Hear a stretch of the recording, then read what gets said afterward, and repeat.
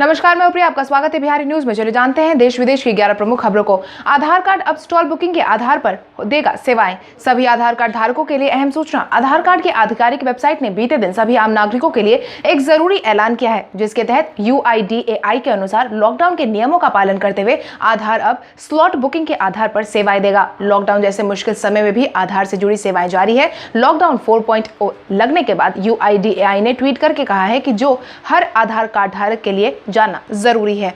Tweet में लिखा गया है कि डियर ऑल, लॉकडाउन 4.0 की नई गाइडलाइन के अनुसार जैसे ही राज्य सरकार या जिला अधिकारी अनुमति देते हैं, हमारे रजिस्ट्रार आधार सेवाएं बहाल करने की पूरी तैयारी में है, जिससे कि आम नागरिक अब M-आधार ऐप या UIDAI की आधिकारिक वेबसाइट appointments.uidai.gov.in या फिर bookappointments.aspx पर अपॉइंटमेंट लेकर आधार से जुड़े अपने जरूरी काम करवा सकते हैं। यानी ऊपर बताई गई वेबसाइट के जरिए स्लॉट बुक करने के बाद ही यूजर आधार सेंटर पर जा सकते हैं। या तो UIDAI का यह नियम आधार सेंटर्स पर भीड़ ना हो, इसको ध्यान में रखकर लागू किया गया है। अपने पिता के पुण्यतिथि पर राहुल गांधी ने किया उन्हें याद। आज राहुल गांधी के पिता राजीव गांधी और भारत के पूर्व प्रधानमंत्री की पुण्यतिथि है। आज ही के दिन साल 1991 में उन्होंने की जान ले ली गई थी। वहीं पूर्व प्रधानमंत्री के 69वें पुण्यतिथि पर पूर्व कांग्रेस अध्यक्ष और उनके बेटे राहुल गांधी ने उन्हें याद करते हुए ट्वीट किया है कि एक सच्चे देशभक्त, उदार और परोपकारी पिता के पुत्र होने पर मुझे गर्व है। प्रधानमंत्री के रूप में राजीव जी ने देश को प्रगति के पथ पर अग्रसर किया है। अपनी दूरदृष्टि से देश को सशक्त करने के लिए उन्होंने कई सारी जरूरी कदम उठाए हैं। आज उनकी पुण्यतिथि पर मैं और कृतज्ञता से उन्हें सादर नमन करता हूं। सिर्फ राहुल गांधी नहीं बल्कि कांग्रेस ने भी अपने सोशल मीडिया पर thank you Rajiv Gandhi campaign शुरू किया है। कांग्रेस ने ट्विटर अकाउंट पर लिखा है कि राजीव गांधी वो व्यक्ति है जिसने युवा भारत की नब्ज महसूस की है और हमें उज्जवल भविष्य की ओर अग्रसर किया है। वह आदमी जो युवा और बूढ़ों की जरूरत को समझता था, जिससे सभी प्यार करते थे। वहीं इस मौके पर कांग्रेस के कई वरिष्ठ नेताओं ने भी ट्वीट कर उन्हें याद किया है। नेपाल के नए नक्शे पर भारत ने दी अपनी प्रतिक्रिया। नेपाल सरकार द्वारा लिम्पियाधुरा, कालापानी और लिपू लेख ने अपने नए राजनीतिक नक्शे में दिखाए जाने के बाद भारत सरकार ने अब जाकर अपनी चुप्पी तोड़ी है, जिसके तहत विदेश मंत्रालय ने कहा है कि किसी क्षेत्र पर इस तरह के दावे को भारत स्वीकार नहीं करेगा। भारतीय विदेश मंत्रालय के प्रवक्ता अनुराग श्रीवास्तव ने आगे कहा है कि नेपाल सरकार ने जो आधिकारिक नक्शा जारी किया है उसमें भारत क्षेत्र को दिखाया गया है। नेपाल की यह हरकत ऐतिहासिक तथ्यों और सबूतों पर आधारित नहीं है। राम मंदिर के समतलीकरण और खुदाई के दौरान मिली मूर्तियां और मंदिर के अवशेष। सुप्रीम कोर्ट के आदेश के बाद राम मंदिर निर्माण की प्रक्रिया को शुरू कर दी गई थी। हालांकि कोविड-19 के बढ़ते असर के कारण इसके निर्माण कार्य को थोड़े समय के लिए टाल दिया गया था, मगर अब एक बार फिर से इसकी बैरिकेडिंग हटाने के लिए समतलीकरण और खुदाई का काम शुरू कर दिया गया है, जिसके दौरान खुदाई करने वालों को जमीन के नीचे से कई सारी मूर्तियां मिली हैं। वहीं मंदिर के अवशेष भी मिलने लगे हैं। श्री राम जन्मभूमि तीर्थ ट्रस्ट के महासचिव चंपत राय ने बताया कि समतलीकरण का काम शुरू कर दिया गया है। 11 मई से चल रहे समतलीकरण कार्यक्रम के दौरान जहां हाईकोर्ट के आदेश पर ASI ने खुदाई करवाई थी, वहां और आसपास के इलाकों में काफी संख्या में पुरावशेष, देवी देवताओं की खंडित मूर्तियां, पुष्प कलश आदि कलाकृतियां निकली हैं। अब तक 7 ब्लैक टच स्टोन के स्तंभ, 6 रेड सैंड स्टोन के स्तंभ, 5 फुट के नक्का शिनुमा शिवलिंग और मेहराब के पत्थर आदि भी बरामद हुए हैं। 1 जून से 200 ट्रेनों के परिचालन की प्रक्रिया होगी शुरू। लॉकडाउन के चौथे चरण में रेलवे ने 100 जोड़ी स्पेशल ट्रेन की लिस्ट जारी की है, जो 1 जून से चलाई जाएगी। इसमें दुरंतो, संपर्क क्रांति, जनशताब्दी और पूर्वा एक्सप्रेस जैसे लोकप्रिय ट्रेनों के नाम शामिल है। इससे पहले रेलवे ने अपना एक बयान जारी करते हुए यह बताया था कि यह ट्रेनें पूरी तरह से वातानुकूलित है, यानी कि इसमें AC और नॉन AC दोनों तरह के कोच होंगे, जो पूरी तरह से रिजर्व्ड होंगे। कोई भी अनरिजर्व्ड इन ट्रेनों का परिचालन नहीं कर पाएगा। वहीं इन ट्रेनों का किराया सामान्य होगा। वहीं आज सुबह 10 बजे से टिकट बुकिंग की प्रक्रिया शुरू हो चुकी है। रेलवे ने कहा है कि इन ट्रेनों में सभी यात्रियों को सीट उपलब्ध कराई जाएगी। रिजर्व जनरल कोच के लिए 2nd क्लास के बैठने वाली सीट का किराया लगेगा।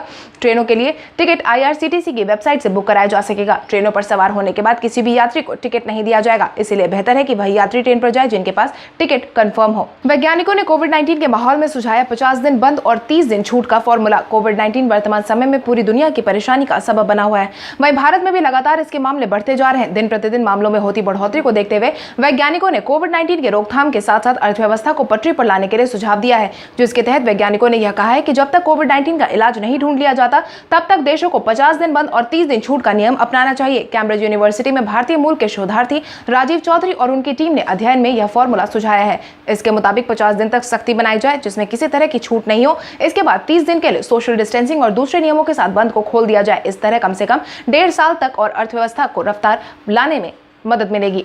निर्मला सीतारमण ने मोदी सरकार द्वारा कैश नहीं दिए जाने पर दिया बयान। कुछ दिनों पहले प्रधानमंत्री नरेंद्र मोदी ने देश के संबोधन के दौरान अर्थव्यवस्था को पटरी पर लाने के लिए 20 लाख करोड़ रुपए के पैकेज का ऐलान किया था। इसके कई दिनों तक रोज वित्त मंत्री निर्मला सीतारमण ने इस पैकेज के हर हिस्से को विस्तार से समझाया कि किसको क्या मिलेगा, जिसके बाद निर्मला सीतारमण ने बीते दिन एक मीडिया हाउस को दिए इंटरव्यू में मोदी सरकार द्वारा कैश ट्रांसफर नहीं किए जाने पर अपना बयान साझा किया है, जिसके तहत उन्होंने कहा है कि बंद के बाद प्रधानमंत्री गरीब कल्याण योजना की घोषणा की गई थी, जिसके तहत मोदी सरकार ने कैश ट्रांसफर किया था। हालांकि उसके बाद भी सरकार ने अपने विकल्प बनाने और ट्रांसफर करने के लिए जो तरीका सूझा वही तरीका अधिक प्रभावी साबित हुआ है। इसका अधिक से अधिक लोगों तक पहुंचाने के लिए मोदी सरकार ने बैंक, बिजनेस और वर्किंग कैपिटल के माध्यम से लोगों तक पैसा पहुंचाने का फैसला लिया था। वहीं निर्मला सीतारमण ने अपने दिए गए इंटरव्यू में कांग्रेस नेता प्रियंका गांधी पर भी तंज कसा है और कहा है कि जब वह यूपी सरकार पर इतने सवाल खड़े कर रही हैं तो उन्हें यह भी देखना चाहिए कि यूपी में 300 ट्रेन पहुंची है, जबकि छत्तीसगढ़ में 5 से 7 ट्रेन ही पहुंच पाई है।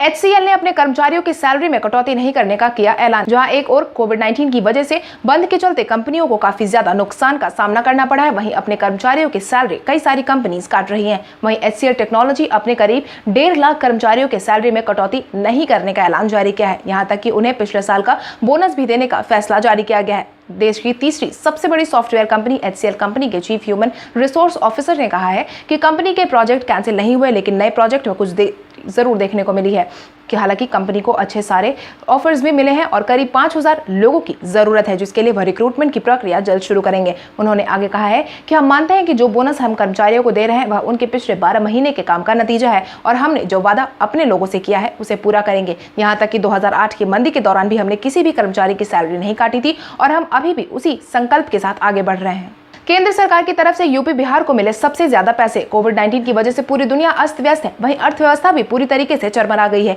इसी को ध्यान में रखते हुए वित्त मंत्री निर्मला सीतारमण ने आज केंद्रीय ड्यूटी में राज्यों के हिस्से का निर्धारण करते हुए उनके लिए 46,063.70 करोड़ रुपए जारी किए हैं, जिसके सबसे ज्यादा फायदे यूपी बिहार को मिला है। यूपी के लिए 8,255.19 करोड़ रुपए जारी किए गए हैं, जबकि बिहार के हिस्से में 4631.96 करोड़ रुपए गए हैं। वहीं सबसे कम सिक्किम को मिले हैं जो 178.64 करोड़ रुपए हैं। इसके अलावा पश्चिम बंगाल को 3461.65 करोड़, पंजाब को 823.16 करोड़ रुपए, गुजरात को 1564.40 करोड़, झारखंड को 1525.27 करोड़, मध्य प्रदेश को 3630.30 करोड़, महाराष्ट्र को 2824.47 करोड़ और राजस्थान को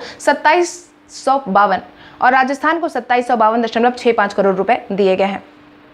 WHO ने भारत सहित 4 देशों में कोविड-19 के सबसे तेज फैलने के प्रभाव की कही बात। भारत में बड़ी तेजी से कोविड-19 अपने पैर पसार रहा है, जिसको लेकर WHO ने भी अपनी प्रतिक्रिया जाहिर की है, जिसके तहत विश्व स्वास्थ्य संगठन ने कहा है कि कोविड-19 के पूरे मामले में से 2/3 मामले सिर्फ भारत, अमेरिका, रूस और ब्राजील में दर्ज किए गए हैं। अगर किसी देश को ऐसा लग रहा है कि कोविड-19 का संक्रमण ढलान की ओर है तो वैसा ना समझे। जैसे जैसे अमीर और विकसित देश बंद से उभर रहे हैं, संक्रमण गरीब देशों में फैल रहा है। हमें अभी भी बहुत लंबा सफर तय करना है। इससे पहले WHO ने यह भी साफ कहा था कि एड्स की तरह ही काफी लंबे समय तक हमारा हिस्सा कोविड-19 बनकर रहने वाला है, इसलिए सभी देशों को इसके साथ रहने की आदत डालनी चाहिए। वहीं इसके संक्रमण को भी रोकना होगा। अभी 24 घंटे में भारत में 6000 मामले देखने को मिले थे, जिसके बाद दुनिया भर में 50 लाख से ज्यादा मामले सामने आए हैं।